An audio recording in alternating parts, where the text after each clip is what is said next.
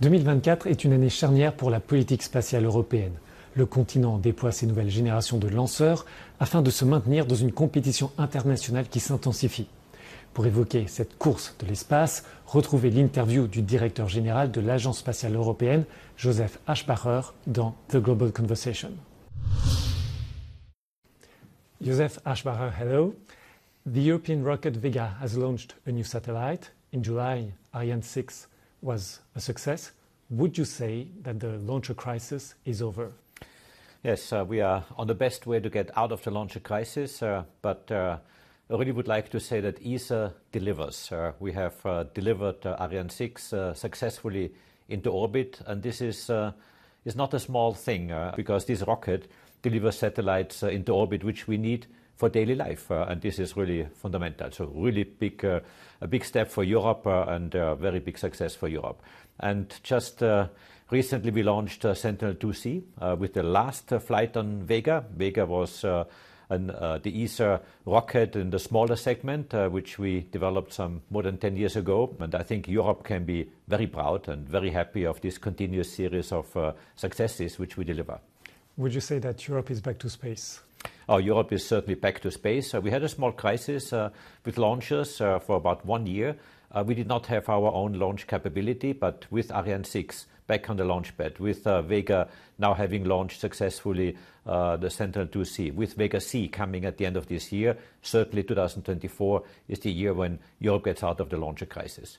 But let me just put it a bit in context, because sometimes we hear negative news and Europe in the launcher crisis, and yes, this was all true, but also our big partner in the United States, NASA, for 10 years was relying on Russia to bring astronauts into the space station.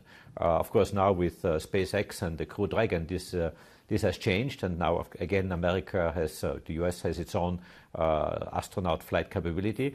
But having a gap in a long series of launches and successes is, I'm not saying normal, but is not a completely unusual thing. But yes, I'm so happy that we are getting out of this crisis now very strong. Can we say that Europe has regained some of its strategic autonomy?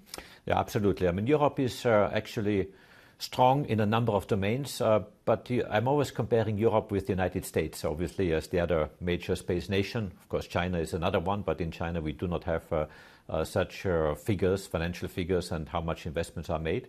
But if you compare Europe with the United States, Europe invests about 1/6 in the public sector in space. So the US about 6 times as much. The figures are the global public investment in space today is about 108 billion euros in the year 2023. 64% of this is in the United States and 11% in Europe. So you see there's a factor of 6 in between. Despite the fact that we are investing much less in space compared to the United States through NASA and the Space Force, Europe is actually really good.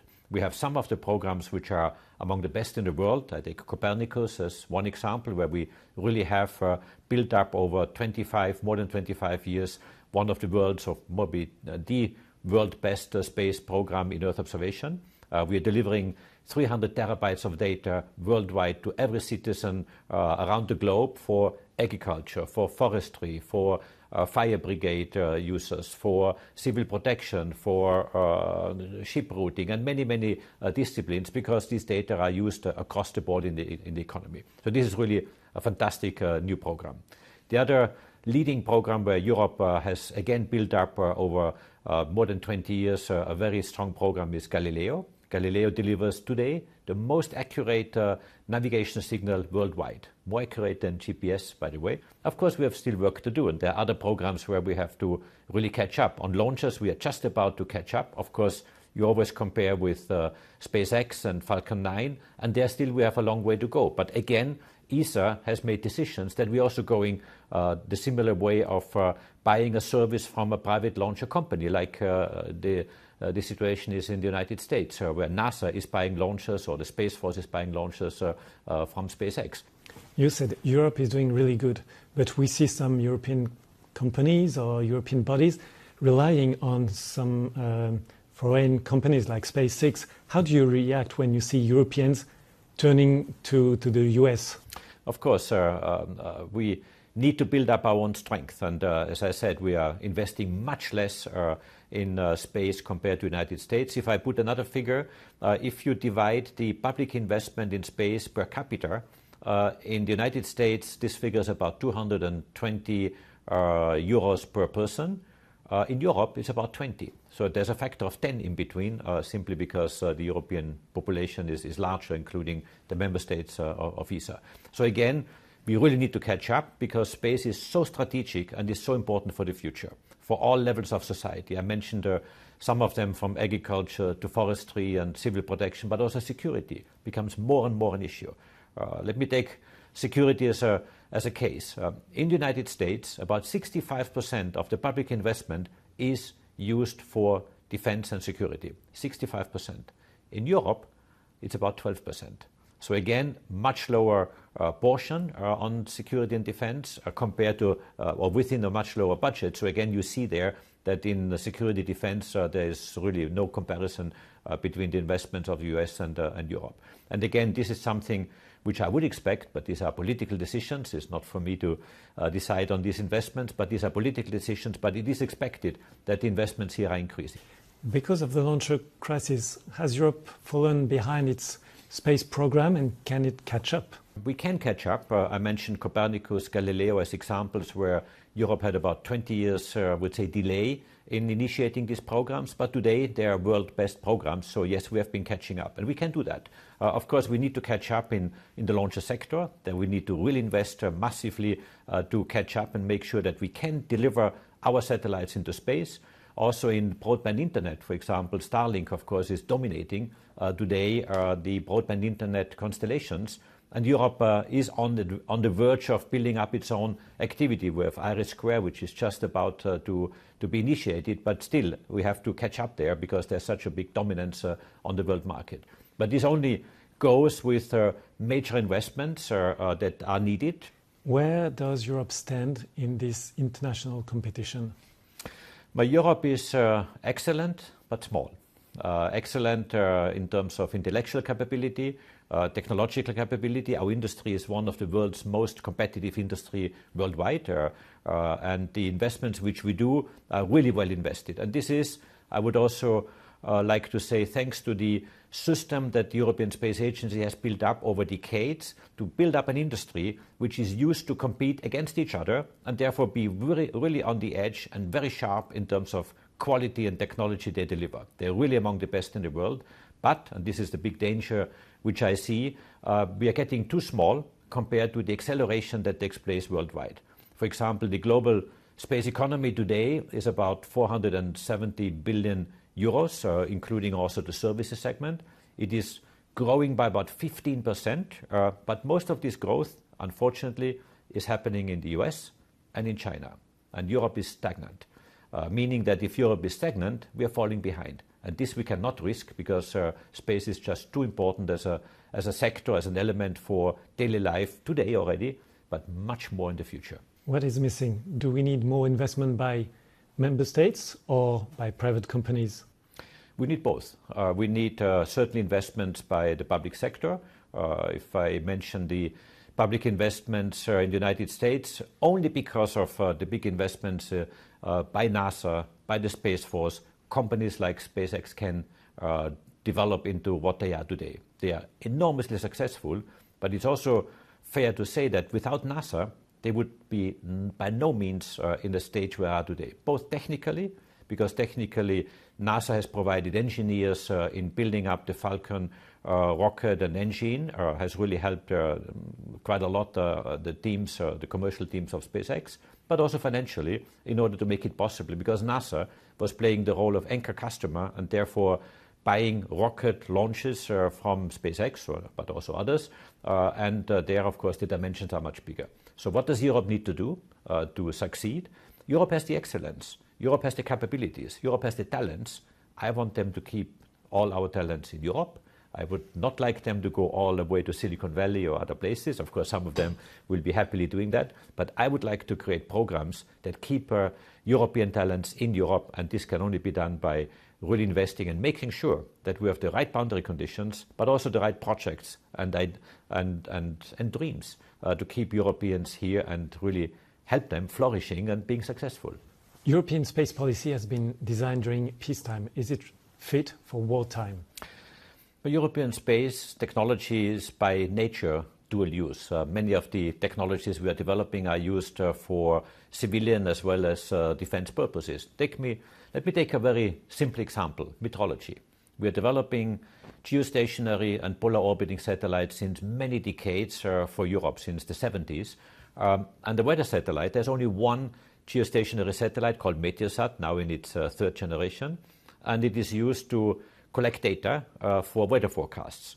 But there's only one. There's not one for the military and one for civilian. It's one satellite. And then, of course, the data streams go for civilian weather forecast for the farmers to see when they should harvest their crop, or for the defense community for defense purposes. So yes, technology in space is quite naturally dual use. Launches is another example, but also ESA is building up together, and for the European Union, the Galileo system. The Galileo system has one signal called the PRS signal, which actually is used for and built for the defense community. So yes, we are doing this since many years, but you're absolutely right.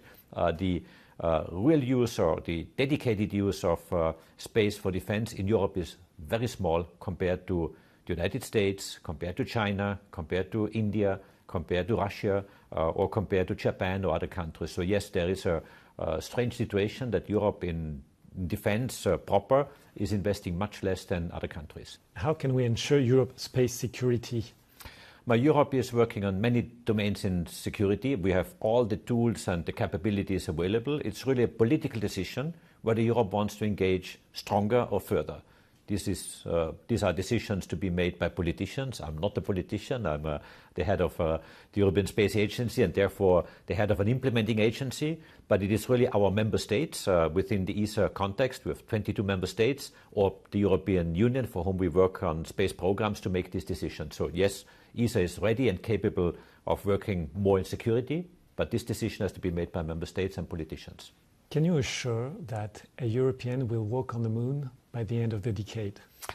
By the end of this decade, I cannot ensure, because here we have to work with NASA. NASA is, of course, our partner with whom we work on the Artemis program.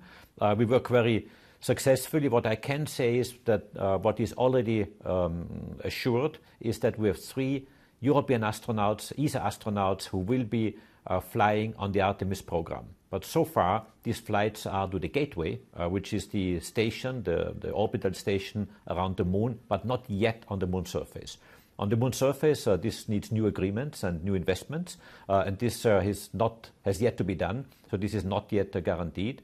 I think this will be a challenge to have it by the end of this decade, because it will take some time to have non-US citizens on the moon surface. And this certainly is something that we have as an ambition, very clearly, but there's no date or no agreement made yet. Why is it important to have a European in a NASA mission? There's one very simple reason. First of all, we have worked with NASA for many decades very successfully, but there's also the issue of cost. Of course, a mission to the moon is a major investment. I think medium to long term, Europe should build up its own capability to be more autonomous and have its own capability of bringing European astronauts with its own means to the moon. But as a first step, we are working, of course, very closely hand in hand with NASA, who is a very trusted and a very reliable partner. Actually, to the extent that NASA also relies on ESA for some very critical components to bring astronauts to the moon and to the moon surface. The Orion capsule, which is the capsule that brings astronauts to the moon and back, is powered by the European Service Module. And the European Service Module is provided by ESA, and we have already delivered some of them for the first flight, which was without astronauts, but also for the flights with astronauts. They could not fly to the moon without ESA contribution. Many voices in the European Union suggest a greater integration of the European market to foster European space policy. Is it a step in the right direction? Yeah, I had very good discussions also with Letta when he was preparing his report, but also with the team of Mario Draghi, whose report is also coming out now. And yes, space is Space has many dimensions. Space has a technical dimension, a scientific dimension, a climate dimension, but also an industrial dimension and a market dimension. And it is clear that for Europe to compete and to be competitive on the world market, that means vis-a-vis other partners worldwide, yes, we have to make sure that we are putting our assets together in the best possible way. And what we have to do certainly is to reinforce the cooperation between the European Union through the European Commission and of course the EU institutions and the European Space Agency. ESA has launched this cargo return service. Is the program on track? The program is very much on track, and what I really liked about this program is first of all the decision by member states that we change gear on how we procure space hardware in the future. It's a complete paradigm shift.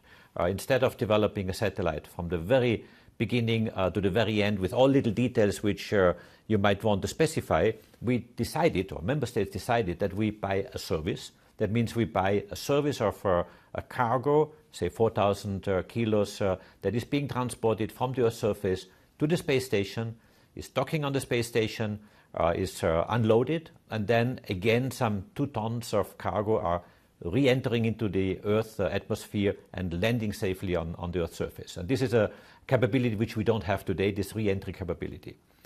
So this paradigm shift is quite fundamental, and it's very important to speed up our innovation, to give industry more freedom to develop its spacecraft the way how they want to do it, or their cargo return vehicle, and give them freedom to choose their partners as they wish to choose them.